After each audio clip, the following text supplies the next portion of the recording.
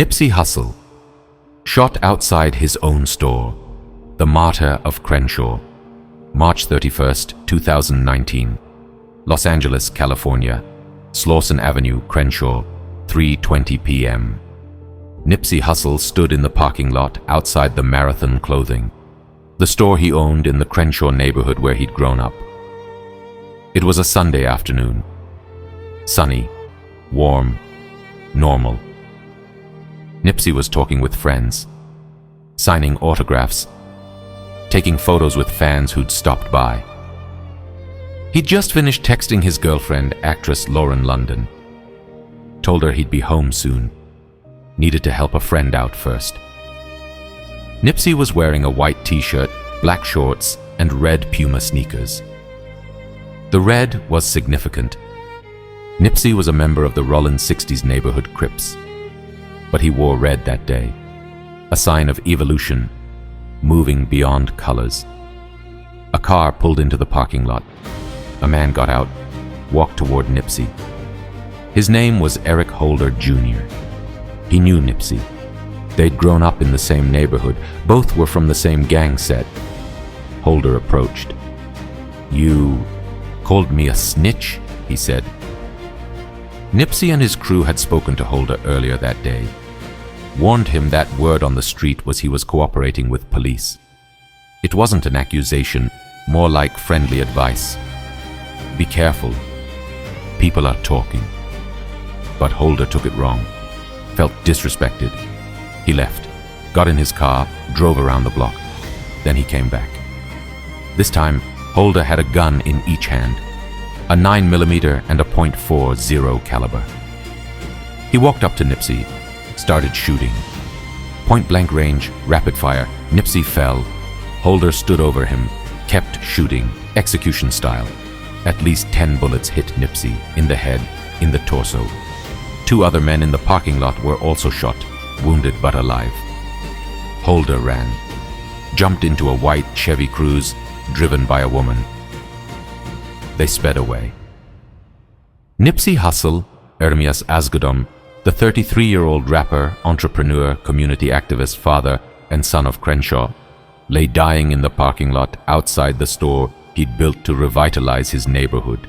Paramedics arrived within minutes, rushed Nipsey to the hospital, but the damage was too severe. Too many bullets, too much trauma. At 3:55 p.m. on March 31st, 2019, Ermias Nipsey Hussle Asghedom was pronounced dead. He was 33 years old, killed outside his own store, in his own neighborhood, by someone from his own gang, over perceived disrespect. The world was shocked, devastated, confused. Nipsey Hussle was different. He wasn't just a rapper. He was a businessman, a community leader. He'd invested millions back into Crenshaw, built businesses, created jobs, funded STEM programs for kids. He was supposed to be the one who made it out and brought everyone with him. Instead, he died the same way so many young black men in his neighborhood had died, gunned down on the street. But Nipsey's story isn't just about his death. It's about his life, his vision, his marathon. Now let me tell you the story of Nipsey Hussle, the kid from Crenshaw who became a gang member, transformed into an independent music mogul, invested in his community like no rapper ever had, and died just as he was proving that a different path was possible. Ermias, the son of immigrants, long before Nipsey Hussle, long before the marathon, long before the Forbes covers. There was a boy in South Central Los Angeles who watched his father work 3 jobs. Ermias Joseph Asghedom was born on August 15, 1985, in Los Angeles, California. His father, Dawit Asghedom, was an immigrant from Eritrea, a small country in East Africa. His mother, Angelique Smith, was African American.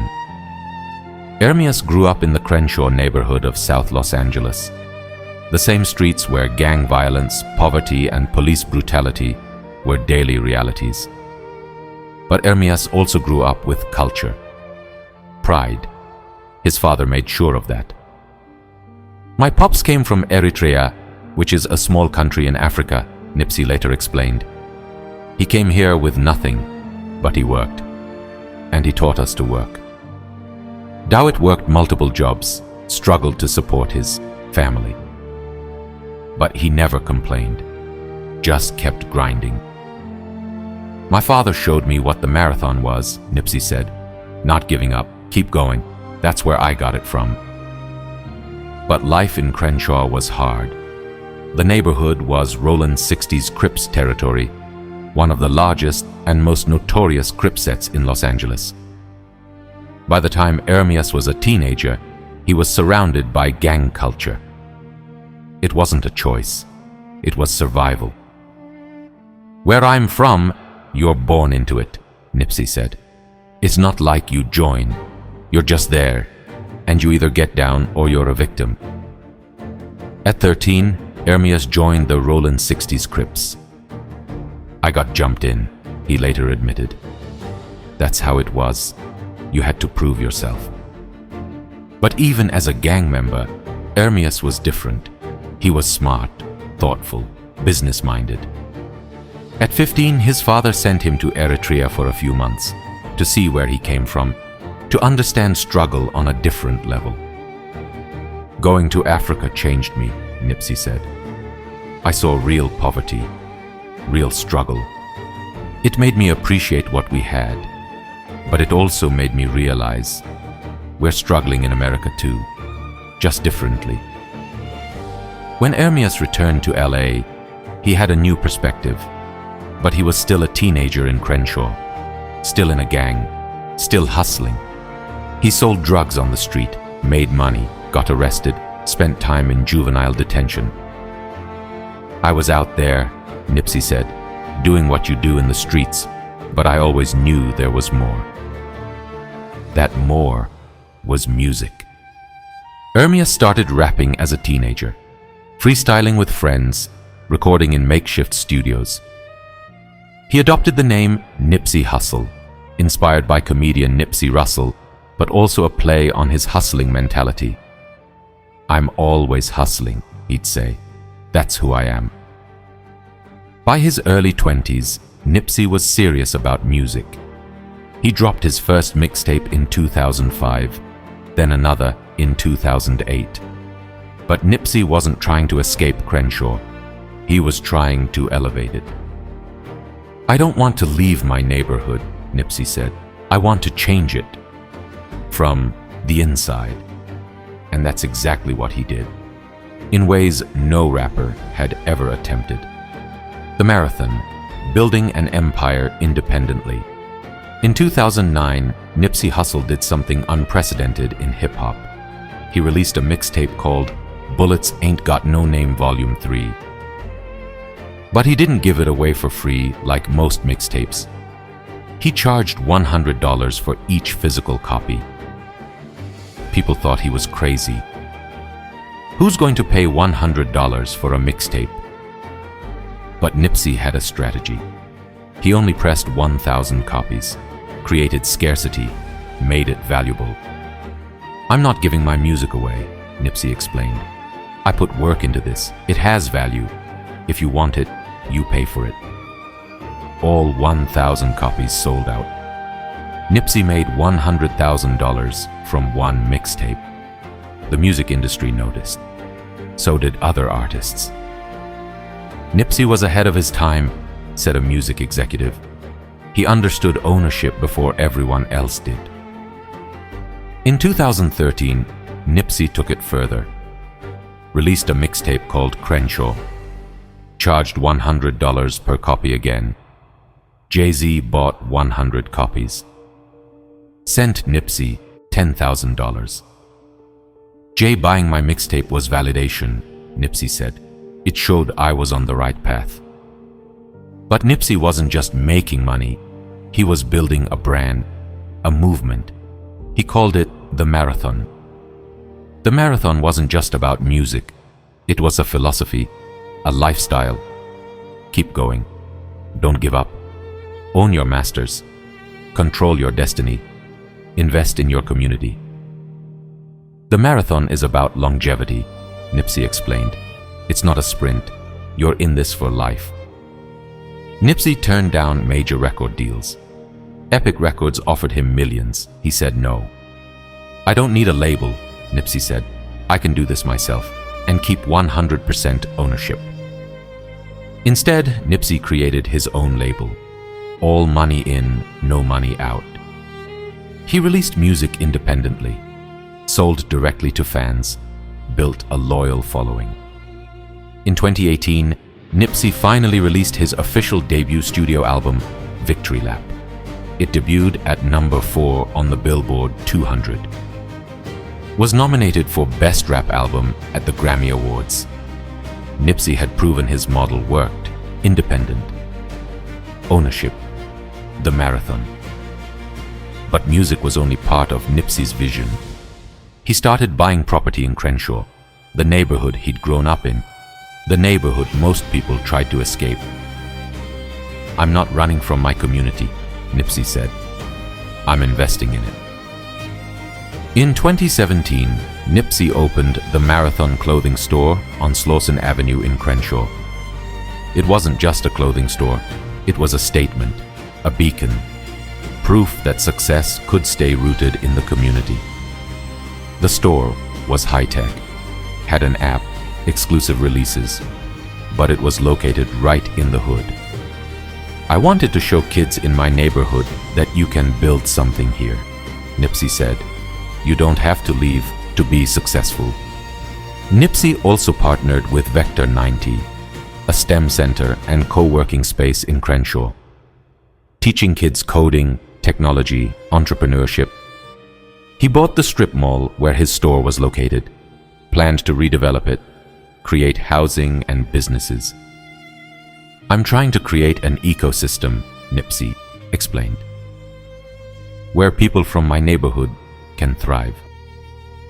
Nipsey met with city officials, police, even gang members from rival sets. He was trying to bring peace, create opportunities, build bridges. Nipsey was different, said a community activist. He could talk to gang members and politicians. He was respected by everyone. In his personal life, Nipsey was in a relationship with actress Lauren London. They'd been together since 2013. Had a son together, Cross, born in 2016. Nipsey also had a daughter, Imani, from a previous relationship. Being a father changed me, Nipsey said. I want to leave something behind for my kids, a legacy. By early 2019, Nipsey was at the peak of his career. Grammy nomination, successful businesses, community respect. He was scheduled to meet with the LAPD to discuss gang violence prevention. Was working on a documentary about Dr. Sebi, a controversial herbalist. Nipsey had plans, big plans. But on March 31st, 2019, all of that ended, with 10 bullets in a parking lot. March 31st, 2019, the day Crenshaw lost its king. The morning of March 31st, 2019, started normally for Nipsey. He woke up at his home in the Hollywood Hills with Lauren London and their son Cross. He texted friends, planned to go to his store later, help a friend who'd just gotten out of prison, get him some new clothes from the marathon. Around midday, Nipsey drove to Crenshaw, to his store, his neighborhood, where he always felt safe. He arrived around 3 p.m., parked in the lot behind the marathon clothing. Fans approached him. Nipsey signed autographs, took pictures. He was always accessible, never too big for his community. Then Eric Holder Jr. showed up. Holder, 29, was also from the Rollin 60s, had known Nipsey for years. They weren't close friends, but they knew each other. Earlier that day, someone had told Nipsey that Holder might be cooperating with police. Snitching. When Holder first came by the store that afternoon, Nipsey pulled him aside, spoke to him privately. "Look, I'm not saying you did anything," Nipsey reportedly said. "But people are talking, saying you're working with the police. Just be careful. Watch yourself." It was friendly advice, street code, looking out for someone from the neighborhood. But Holder took it as an accusation, as disrespect. "He felt like Nipsey was calling him a snitch," said a witness. "And in that world, that's the worst thing you can be called." Holder left, but he was furious, humiliated. He got into a white Chevy Cruze. His friend, a woman, was driving. Holder told her to drive around the block. He loaded 2 guns, a 9mm and a .40 caliber. About 20 minutes later, they returned to the Marathon clothing. Holder got out of the car, walked toward Nipsey. Nipsey was standing near the front of the store, talking with Kerry Lathan and Shermy Villanueva, 2 friends from the neighborhood. Holder approached, said nothing, then opened fire. Surveillance cameras captured everything. The footage would later be shown in court. Holder fired multiple shots. Nipsey fell. Holder stood over him, kept shooting, at least 10 shots in total. He also shot Lathan and Villanueva. Both survived. Then Holder ran back to the white Cruze. They drove away. Nipsey lay in the parking lot, blood spreading across the concrete. The same concrete where he'd played as a kid, where he'd hustled, where he'd built his dream. People rushed to help, called 911, tried to stop the bleeding. "Stay with us, Nip," someone yelled. "Ambulance is coming." But Nipsey was unconscious. The headshots were fatal. Paramedics arrived, rushed him to the hospital. But he'd lost too much blood, too much brain damage. At 3:55 p.m., Ermias Asghedom was pronounced dead. Within hours, news spread across Los Angeles, then the world. Nipsey Hussle shot and killed in Los Angeles. Social media exploded. Fans, celebrities, community members, everyone in shock. Drake posted a tribute. Pharrell, Rihanna, Snoop Dogg, Kendrick Lamar. "Nipsey was a legend," Kendrick posted. "Respect and love forever." In Crenshaw, people gathered at the Marathon clothing. Hundreds, then thousands. They left flowers, candles, pictures, blue bandanas, Crip color, but this was about respect. People from rival gangs came together. Bloods and Crips, mourning together. "Nipsey brought us together," said a gang member. "He showed us there's another way."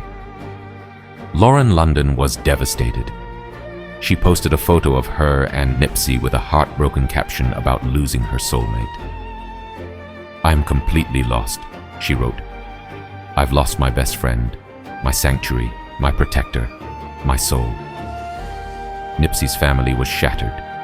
His father, Dawit, his mother, Angelique, his brother, Samuel, his sister, Samantha.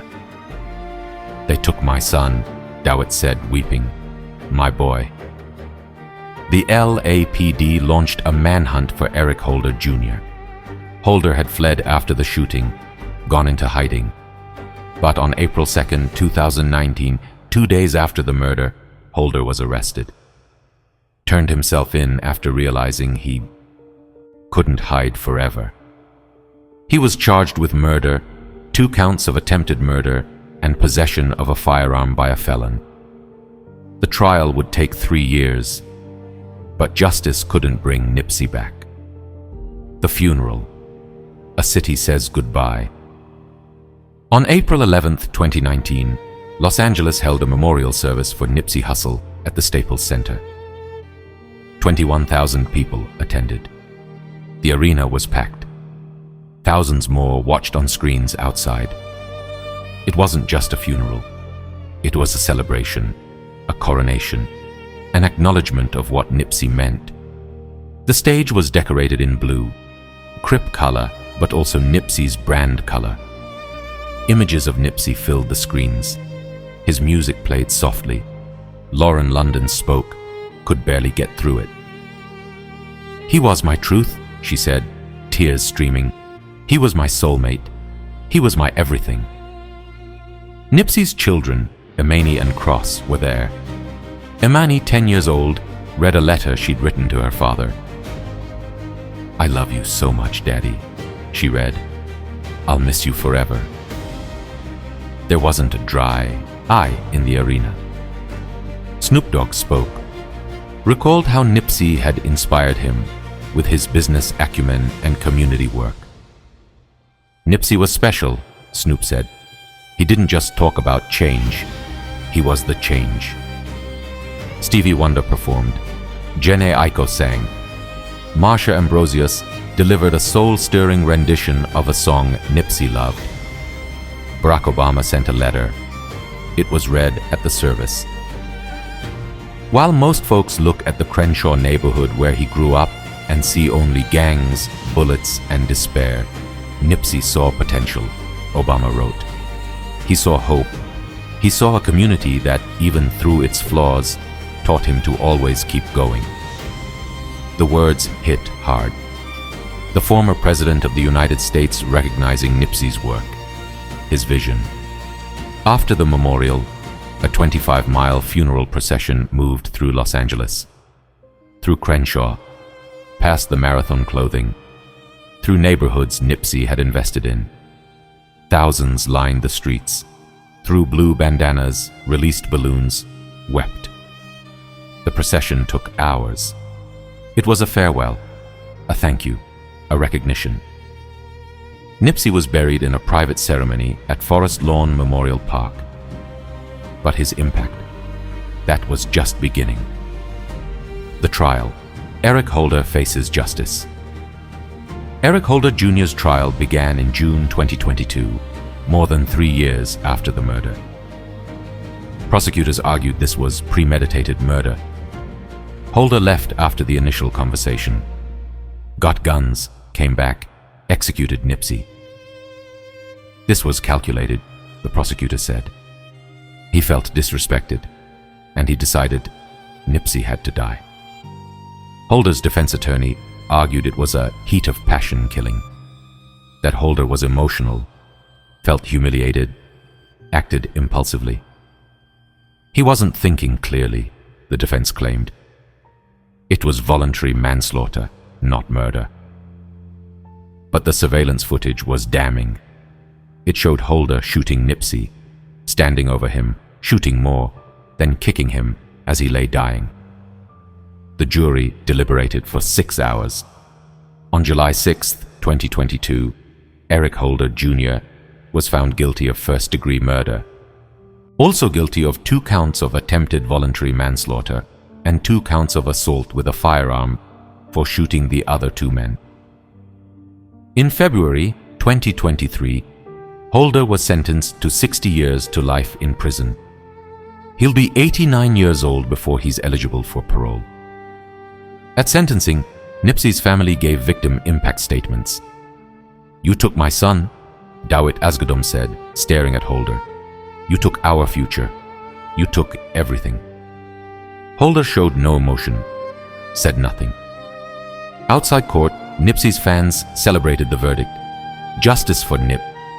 But many acknowledged it didn't feel like justice, because Nipsey was still gone. "No sentence brings him back," said a community member. "We lost a king." The legacy, the marathon continues. In the 4 years since Nipsey's death, his influence has only grown. The Marathon clothing store became a memorial, eventually reopened, continues to sell Nipsey's brand. Lauren London has kept Nipsey's memory alive.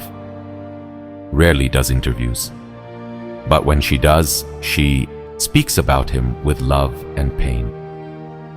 "He's with me every day," Lauren said, "in our son, in the work, in the community." Nipsey's family launched the Nipsey Hussle Foundation, supporting youth in underserved communities with education and entrepreneurship programs. "We're continuing what Nip started," said his sister Samantha. In Crenshaw, Nipsey's impact is everywhere. The intersection of Slauson Avenue and Crenshaw Boulevard was renamed Ermias Nipsey Hussle, Asgadom Square. His mural is on the side of the Marathon store. People visit daily, leave flowers, pay respects. "Nipsey is our hero," said a young man from the neighborhood. "He showed us we could do more, be more." Nipsey's posthumous releases have kept his music alive. His estate released albums, collaborations, unreleased tracks. His Grammy-nominated album, Victory Lap, has been certified double platinum. In hip-hop, Nipsey's influence is profound. Artists cite him constantly. "Nipsey taught us about ownership," said J. Cole. "About investing in yourself, about being more than a rapper." Kendrick Lamar, Drake, Meek Mill, all have honored Nipsey in songs and speeches. "The Marathon Continues" became a rallying cry, a philosophy, a movement. Nipsey's business model, ownership, independence, community investment, is now the blueprint for young artists. "Everyone wants to be like Nipsey now," said a music executive. "They want to own their masters, build businesses, give back." But Nipsey's legacy goes beyond music. His work in Crenshaw inspired other rappers to invest in their communities, to buy property, create jobs, build. "Nipsey proved you can be successful and stay connected to where you're from," said a community organizer.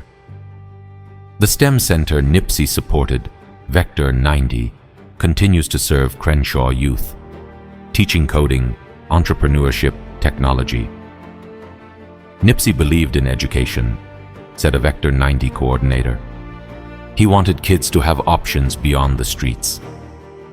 Nipsey's death also sparked conversations about gang violence and street code. "We lost Nipsey over nothing," said a former gang member. "Over words, over ego. It's time to evolve."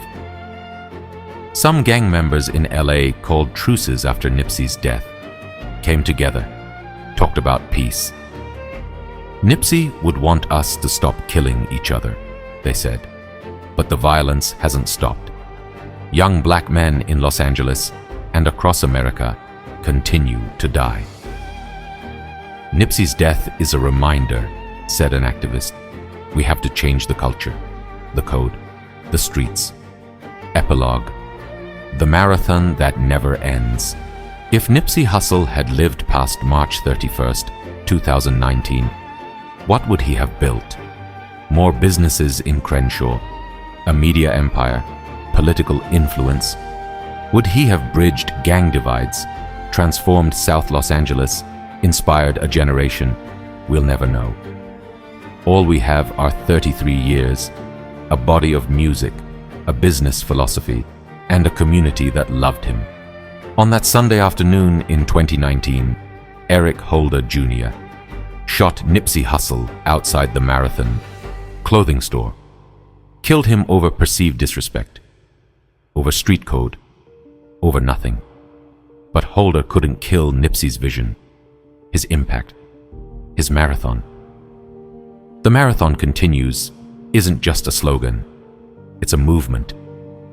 Every young entrepreneur who starts a business instead of hustling drugs, that's Nipsey's marathon. Every artist who owns their masters instead of signing a bad deal, that's Nipsey's marathon. Every person who invests in their community instead of abandoning it, that's Nipsey's marathon. Nipsey Hussle proved that success doesn't mean leaving your people behind. It means bringing them with you. He proved that gang members can evolve, that street dudes can be businessmen, that rappers can be community leaders. And he proved that one person with vision, work ethic, and love for their people can change everything.